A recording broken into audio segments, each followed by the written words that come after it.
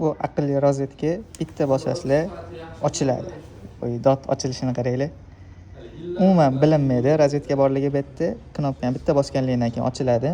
Ochilgandan keyin bunga misol uchun turib, bemalol zaryad qilsanglar bo'ladi, telefon yoki biron nimani.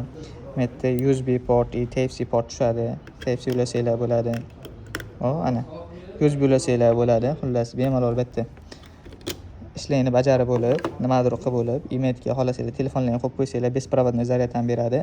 Ishlatib bo'lgandan keyin ofisga qo'yilgan shuna mebelni rozetkamizni bitta bosasizlar, mana close yozuvini sekin avtomatik yopiladi. Yana silliq, hech nima ko'rinmay turaveradi. Bu videomiz 3-qismi, profil qismiga o'tib, 1-2 qismlarni ko'rsanglar, qolganlarini ham obzor qilganmiz.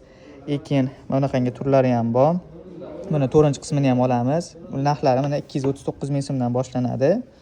Keyin mana unisini olamiz. Keyingi videoga podpiska tashlab qo'yinglar, ko'rasizlar. Bunaqangi VGA, bu HDMI kabellari ham bor. Bunaqangi trakli bo'ladi u.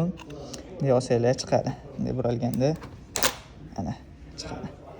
Podpiska tashlab qo'yinglar, keyingi videolarimizda shuni obzor qilib beraman.